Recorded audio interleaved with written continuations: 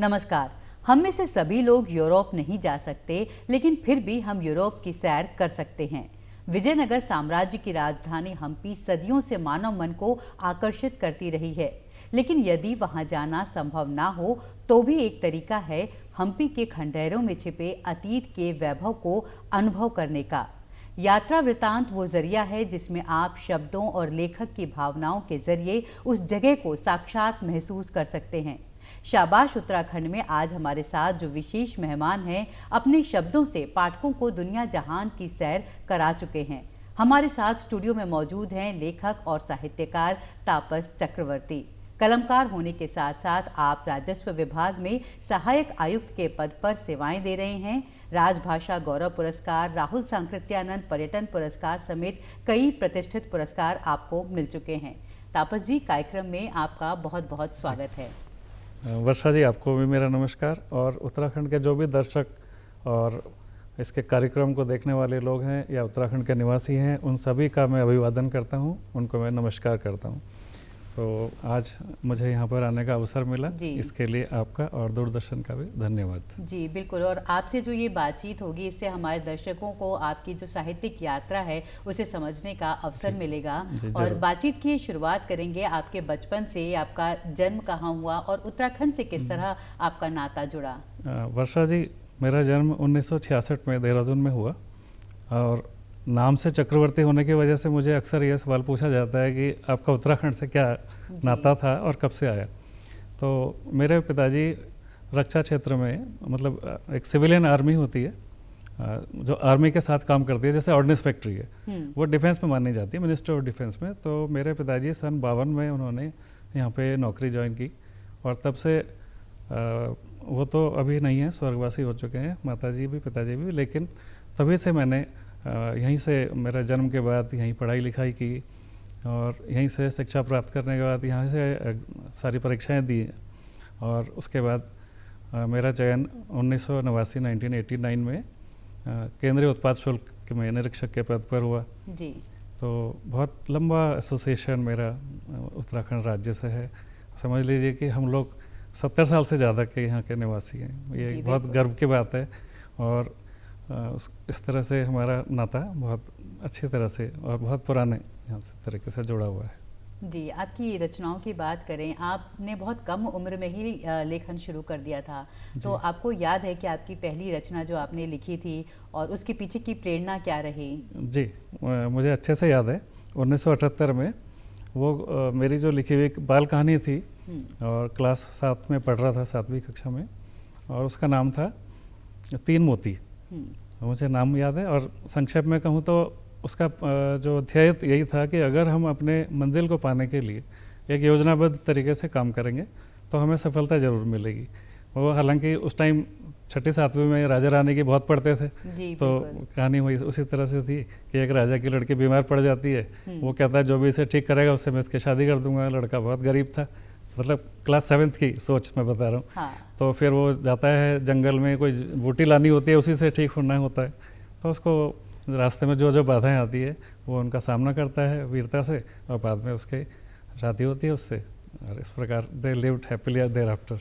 जी, ये कहानी थी। तो ये तो वो कहानी थी जो आपने अपने बचपन में लिखी थी। और अगर हम कहें कि आपकी साहित्यिक यात्रा की एक तरह से शुरुआत किस तरह से हुई, आपकी पहली प्रकाशित रचना कौन सी रही? वर्षा जी, मैं जब जहाँ भी जाता था घूमने के लिए, उसको मैं एक नोट बना लेता था, और 2-3 साल के प्रोजेक्ट मतलब मैं ले लेता हूँ कि मुझे इस साल कहाँ जाना है, साल के शुरुआत में हम तय कर लेते हैं। अच्छा। तो इससे ये हो गया कि मैं जहाँ जाता था उनका मैं यात्रा वृत्तांत लिखता रहता था। लेकिन जब ज़्यादा हो गए, आज की डेट में करीब 120 के आसपास लिखे हुए, तो उनमें से जैसे मुझे राजस्थान लिखना होगा तो मैं राजस्थान में जहाँ जहाँ गया उन सबको एक जगह सम्मिलित कर लूँगा। उसी तरह से जो मेरा प्रकाशित वर्क था वो 2011 का था, वो यात्रा वृत्तांत नहीं था। तो मैं थोड़ा सा उसके बारे में बताता हूँ कि उसमें 27 कहानियाँ थी जो मानवीय संवेदनाओं से रिलेटेड थी, और उनके छोटे छोटे 27 कहानियों से बना हुआ संकलन बहुत अच्छे, उसको करीब 14 साल हो गए, उसको मॉडरेट सक्सेस मिली। लेकिन उससे मेरे को ये लगा कि मेरे को लिखते रहना चाहिए। उस पहली सफलता अगर बहुत अच्छे आशान्वित नहीं भी मिलती है तब भी काम नहीं रुकना चाहिए, क्योंकि मेरा ध्येय अच्छा था। तो उसके बाद मैं आपको यहाँ पर यह भी बताऊं कि यहाँ के बुद्धिनाथ मिश्रा जी काफ़ी साहित्यकार हैं, बहुत नामवर। वो मेरी कहानियों को उनको पढ़ के कहते हैं कि ये एंटन चेखव की छोटी छोटी कहानियों जैसी लगती हैं। तो ये मेरे लिए बहुत गर्व की बात है, ऐसे व्यक्ति का मेरे बारे में कहना।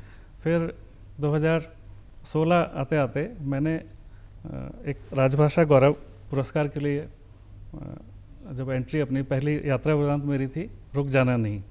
तो रुक जाना नहीं को मैंने इस पुरस्कार के लिए भेजा था। रुक जाना नहीं में मैंने भारत के चारों कोने, जैसे नॉर्थ में जाएंगे तो हिमाचल में कई बार गया हूँ, तो मैंने वहाँ सारी जगहों के बारे में लिखा, चाहे शिमला हो, चाहे सारण हो, और वेस्ट में ये राजस्थान, उसके बारे में जयपुर, उदयपुर वगैरह पूरा उसका अच्छा संकलन बनाया। और उनको, और साउथ में केरल में, वहाँ के भी सारी जगह मैंने देखी, बहुत अच्छे से एक्सप्लोर करा। तो आप पूरी प्लानिंग करके जाते हैं कि अब मैं केरल जा रहा हूँ तो कौन सी जगह जाना है, तो उनकी डिटेल्स क्या हैं? डिटेल्स पूरी तैयार करके जाते हैं। तो ये 2016 में पहली किताब आई, उसका नाम था रुक जाना नहीं जी। और तब से ना तो मैं रुका हूँ ना मेरी कलम रुकी है। बिल्कुल, और आगे बढ़ती रहे आपकी कलम, हम भी यही चाहेंगे। रुक जाना नहीं में किस तरह की यात्रा वृतांत है, किन किन जगहों की यात्राएं शामिल हैं? हाँ, इसमें जैसे मैंने आपको बताया, हिमाचल, राजस्थान, केरल और नॉर्थ ईस्ट का इसमें ट्रैवल है। आसाम और मेघालय और त्रिपुरा में गया और अच्छे से एक्सप्लोर किया। तो उन करीब 26 जगहों का इसके अंदर विस्तृत विवरण है, कहाँ पे क्या चीज़ अच्छी है, क्या नहीं है, आप जाते हैं तो आपको क्या सावधानी बरतनी चाहिए, वो छोटे छोटे टिप्स जो होते हैं, और कहाँ पे कौन सी चीज़ नहीं खरीदनी है, कहाँ पे क्या नहीं करना है, और क्या क्या कर सकते हैं, क्या क्या देख सकते हैं, विस्तृत। और थोड़ा सा एंगल मेरे साथ हेरिटेज का रहता है जी। और इसमें उसके बाद की किताबों के पे हम अगर चर्चा करें जी, उसके बाद ये वाले राजभाषा गौरव मिलने से वो मेरे लिए एक अविस्मरणीय दिन था, जिसमें कोविंद, महामहिम कोविंद जी के समय उनके उपस्थिति में मुझे राजभाषा गौरव पुरस्कार दिया गया। हाँ जी। उसके बाद लेखन को प्रोत्साहन जब मिला तो और आगे बढ़ी गाड़ी। तो फिर उसके बाद एक कलकत्ता से 152 किलोमीटर दूर जगह है बिष्णुपुर। वहाँ पे किसी ज़माने में, मतलब भारत का सबसे पुराना वंश जो राजशाही था वो 699 में वहाँ से शुरू हुआ, मल्ल वंश था जी। उन्होंने वहाँ राजकाज किया। तो उस समय वो लोग बड़े अच्छे मंदिरों के निर्माता भी थे, क्योंकि विष्णुपुर नाम से ही लगता है कि विष्णु जी से रिलेटेड है। तो उन्होंने वहाँ पर करीब 80-85 मंदिर बनाए जो टेराकोटा के। इतने ज़्यादा मंदिर पूरे देश में कहीं नहीं है। अच्छा। लेकिन उसमें अफसोस की बात है कि सर्वाइव कर रहे हैं करीब 27-28। तो बहुत सारे कारण हैं, इतना फंड चाहिए, वो सब चीज़ें शायद नहीं हो पाती अरेंज। तो इसको यूनेस्को की टेंटेटिव लिस्ट में डाला हुआ है। तो जिस दिन डल जाएगा, हो सकता है फंडिंग की समस्या उसकी ख़त्म हो जाएगी और बाकी मंदिरों को भी रेस्टोर किया जा सकेगा। तो इसको पर्यटन मंत्रालय भारत सरकार ने पुरस्कृत किया और इसका नाम था राहुल सांकृत्यायन पर्यटन पुरस्कार। बहुत ही महत्वपूर्ण पुरस्कार है ये पर्यटन के क्षेत्र में और यात्रा वृतांत लेखन के लिहाज से।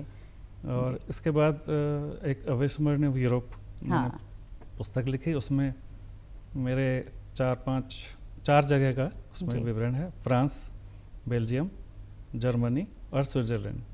ये 11 दिन का टूर था।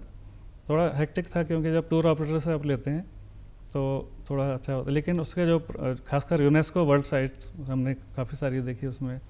तो फ्रांस के अंदर बहुत अच्छा अनुभव भी हुए। और जैसे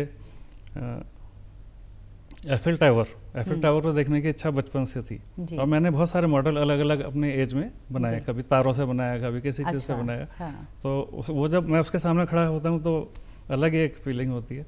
वो उसको देखा। और महत्वपूर्ण स्थान हमने स्विट्ज़रलैंड, जंगफ्रो 3400 मीटर की हाइट वाली एक जगह है जहाँ साल भर बर्फ़ जमी रहती है। उसके अलावा टिटलिस, एक माउंट टिटलिस बहुत अच्छी जगह है, स्विट्ज़रलैंड की जगह है ये। तो बहुत अच्छे जो विश्व के धरोहर हैं जगह, उन सभी को देख के आया, अच्छे से पर्यटन किया।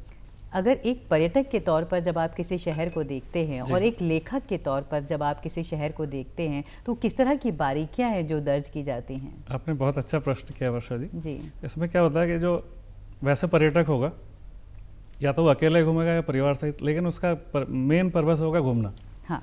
तो वो फ़ोटो भी खिंचाएगा, वो रील भी बनाएगा, वो बहुत ज़्यादा मतलब लग्जरियस अपना कोशिश करता है अपने हिसाब से, बजट के हिसाब से घूमने फिरने की, फ़ोटो वोटो खींच के उसका काम खत्म हो जाता है।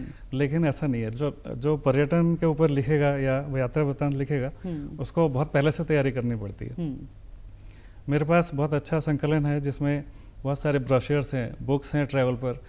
आपको जान के हैरानी होगी, सन 85-86 के भी पर्यटन विशेषांक सरिता में आता था, वो मेरे पास अभी सुरक्षित है। अच्छा। तो वो मेरे को हेल्प करते हैं। हालांकि कुछ नई चीज़ें अब बन चुकी होती हैं तो उसके लिए अपडेट होना बहुत ज़रूरी है।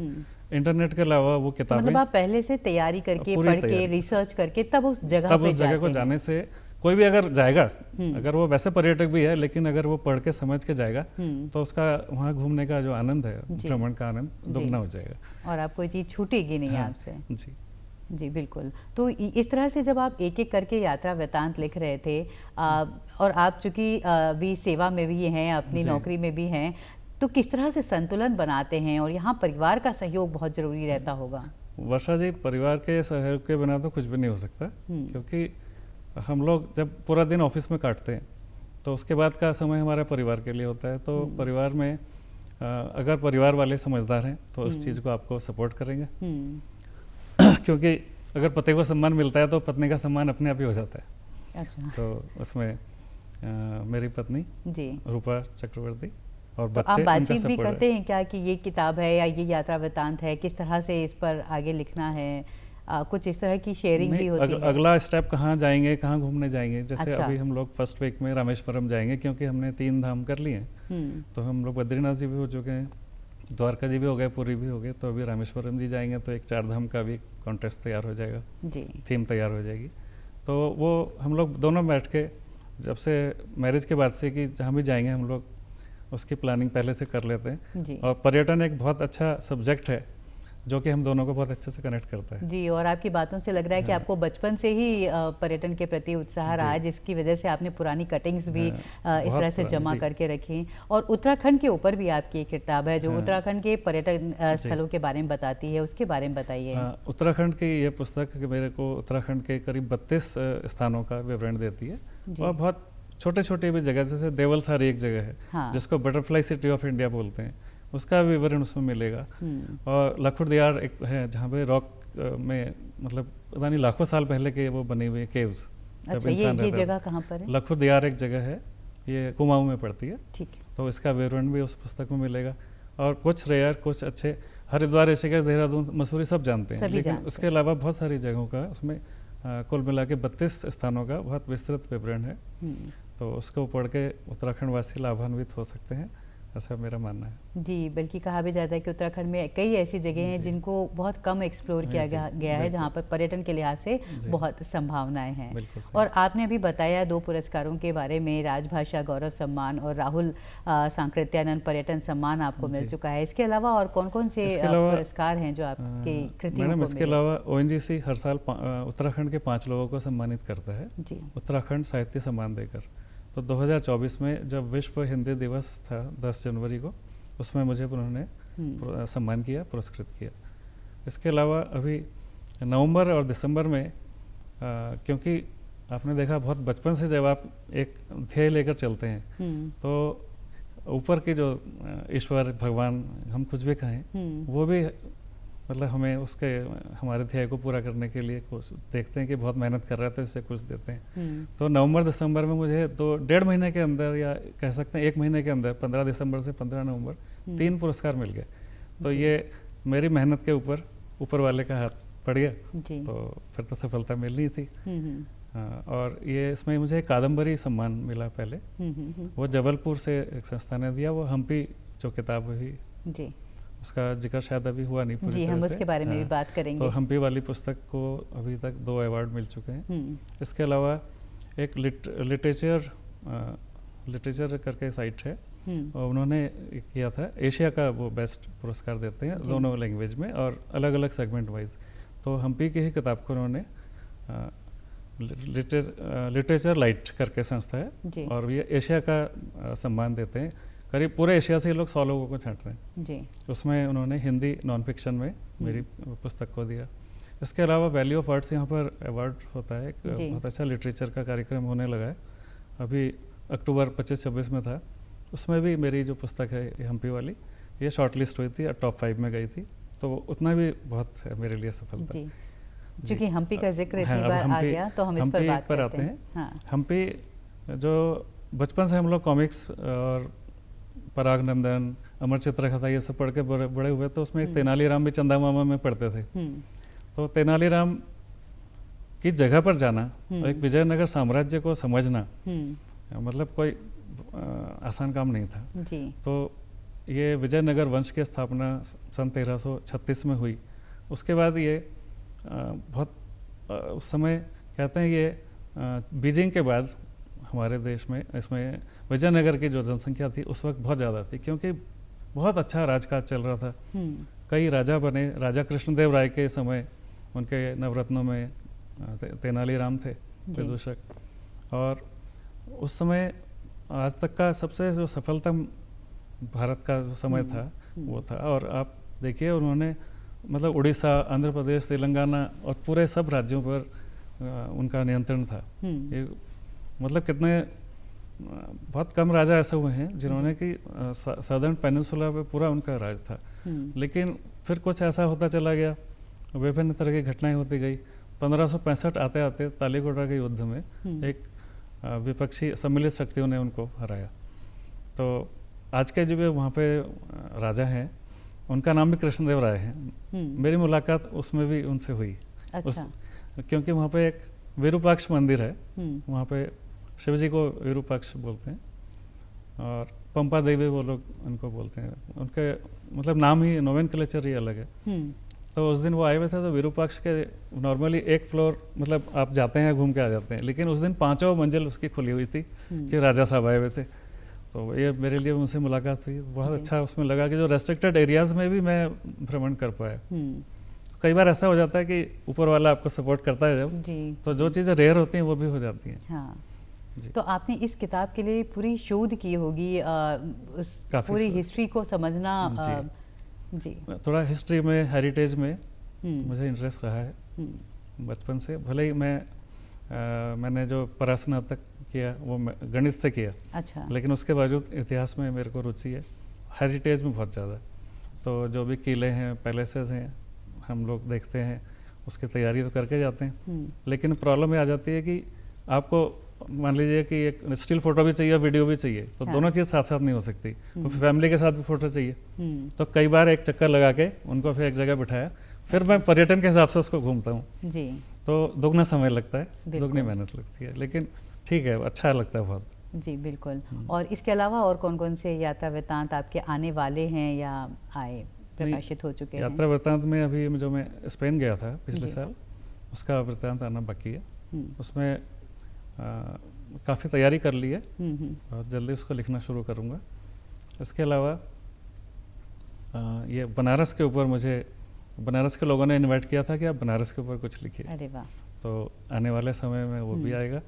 अभी मैं जो पुस्तक मेला में गया था वहाँ पर भी मुझे बोला गया कि आपने इतना सफल दौर रहा है विभाग के अंदर बाहर, एक उसको ऑटोबायोग्राफी लिखी है। अच्छा। तो उस समय मैं तैयारी कर रहा था, तो एक तरह से मुझे चांस अपने आप ही आ रहा है। और एक पब्लिशर ने मेरे को बोला है कि आप अपनी ऑटोबायोग्राफी लिखिए। तो वो मतलब भी बड़ा 2-3 किताबें हैं जिन पर आप को काम बनारस, स्पेन और ऑटोबायोग्राफी। जी। और अब आप बात करेंगे हम 2025 में जो आपकी पुस्तक प्रकाशित हुई, crime stories that shook the nation. Varsha ji अपने आप को डाइवर्सिफाई किया, एक अलग सेगमेंट, अलग भाषा, अलग जॉनर मतलब के लिए लिखा है। तो उसमें करीब 46 कहानियाँ हैं जी। और कहानियाँ क्या है, मतलब वो फैक्ट है, क्योंकि जैसे एक दिन अखबार आदमी पढ़ लेगा, उसमें कोई इसको चीज़ मिलेगी, अगले दिन फॉलोअप कोई नहीं करता कि उसका क्या हुआ, विक्टिम कहाँ है, एक्यूज कहाँ है, जिसको सजा हुई थी, सजा याफ्ता जेल से अंदर है कि बाहर है। तो मैंने थोड़ा सा इस पर वर्क किया 5-6 साल का। अच्छा। हाँ, 5-6 साल का रिसर्च किया और उसके बाद मैंने करीब 70 कहानियाँ इस प्रकार लिखी।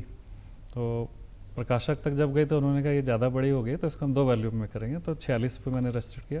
पर आज के जनरेशन को वो याद पता नहीं है। तो मेरा एम एक तरह था, इस तरह से उन चीज़ों को हम रिवाइव करें और समझें कि ऐसा भी हो सकता है। इस तरह के जो केसेस हैं, भंवरी देवी केस हुआ था राजस्थान में, उसका आज तक पता ही नहीं चला फिर क्या हुआ। तो इस तरह के बहुत सारे केसेस को मैंने संकलित किया एक जगह पर, और कुछ उनके न्यूज़पेपर रिपोर्ट्स उन सब का मैंने रेफरेंस पुस्तक के आखिरी में दिया है। कौन सा इंडिया टुडे से लिया, कौन सा हिंदुस्तान टाइम्स से लिया, कौन सा टाइम्स ऑफ इंडिया से ब्रीफ लिया। तो मतलब ये जो मतलब ये पुस्तक का आधार क्या है कि क्या बातचीत भी की गई या जो मीडिया पर आधारित शोध के आधार पर है? कोई बातचीत नहीं की गई, और इनका बेसिक तो न्यूज़पेपर से ही है, हिंदी के अंग्रेजी के दोनों के माध्यम से।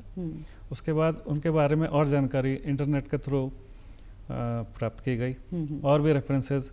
कई बार क्या होता है कि कुछ जगह पर, कुछ पोर्टल्स में ये न्यूज़ देर में आती है पर डिटेल में आती है। जो जल्दी आती है न्यूज़, जैसे आज क्राइम हुआ, कल को जो आएगी वो उतने ज़्यादा उसको कवर नहीं करती है जी। बहुत सारे, जैसे आप पढ़ते हैं कि एक बैंक की ब्रांचें नकली चल रही थी कहीं पर, तो इस तरह से तो आपने वो पूरी एक कहानी के तौर पर उस पूरी उसको मैंने कहानी की शेप में दिया। और आज की डेट में वो जो एक्यूज है, जैसे यहाँ देहरादून में हुआ था एक केस, जिसमें दिवाली की रात में लोग सोच रहे थे बम बज रहे हैं और घर में 5 लोगों का मर्डर हो रहा था उस टाइम जी।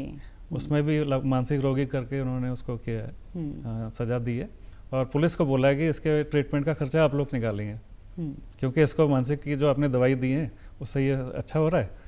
तो इस तरह का है।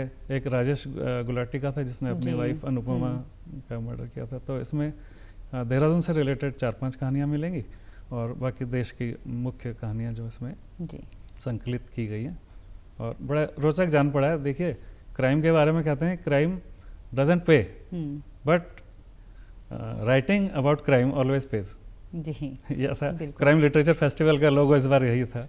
अच्छा जी। और इसके साथ ही जैसे आप बता रहे हैं कि अब हम नई टेक्नोलॉजी के दौर में हैं, तो इंटरनेट का इस्तेमाल कर रहे हैं, आर्टिफिशियल इंटेलिजेंस का इस्तेमाल कर रहे हैं, एक लेखक और लेखन के क्षेत्र में भी इनका इस्तेमाल बहुत तेज़ी से हो रहा है। कितना उपयोगी मानते हैं आप इसको, और किस तरह से इसका इस्तेमाल किया जाना चाहिए?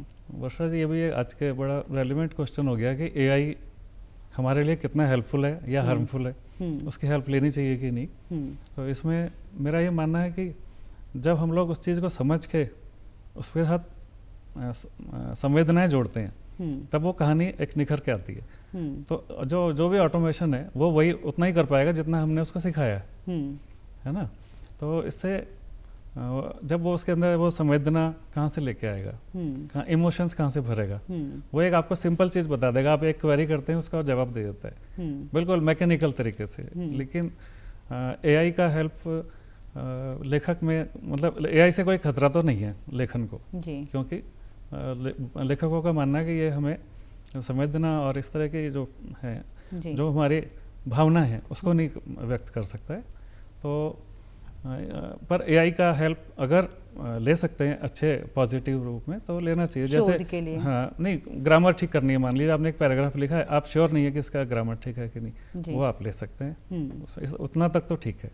बाकी एआई का लेखन में कोई फ्यूचर नहीं है जी। बिल्कुल, क्योंकि वो जो लेखन होता है वो बहुत ही टेक्निकल लिखावट होती है, और अब चूंकि एआई जीवन के हर क्षेत्र में प्रवेश कर रहा है, तो लेखक भी किस तरह से शोध में इस्तेमाल कर रहे हैं। जी, एक चीज़ और बोलना चाहूँगा कि मैं जैसे कहीं पे फ़ोटो लेकर आता हूँ, उसको मैं बुक का पार्ट बनाना चाहता हूँ, तो मैं डबली श्योर करना चाहता हूँ कि ये वही जगह है कि नहीं, कहीं मेरे से भी गलती ना हो जाए। तो मैंने अभी कुछ फ़ोटो देखी। फ़ोटो अगर आपके मध्य प्रदेश में मांडवगढ़ की है, मांडू की है, तो पता चला उसमें वो साउथ के किसी मंदिर का नाम लिख रहे हैं, कुछ कर, मतलब जो लिख रहे हैं, क्या कंटेंट है उसमें गलतियाँ बहुत ज़्यादा हैं।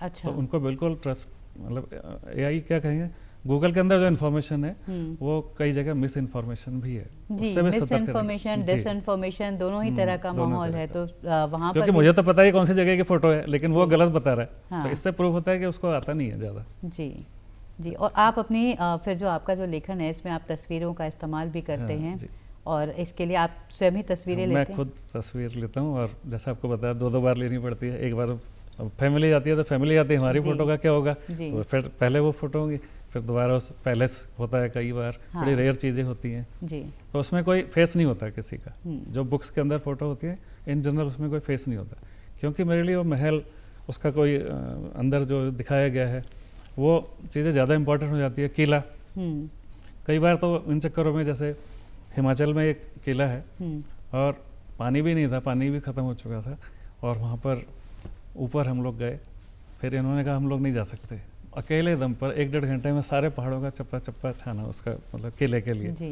तो कई बार थोड़ा सा मेहनत करनी पड़ती है, क्योंकि मैं वो फील जो पाठक है उसको तब तक नहीं होगा जब तक मैं नहीं फील कर सकता जी। तो वो पाठक को फील नहीं होगा। लेकिन मेरी पुस्तकों में खास बात ये रहेगी कि जो मैंने फील किया जी।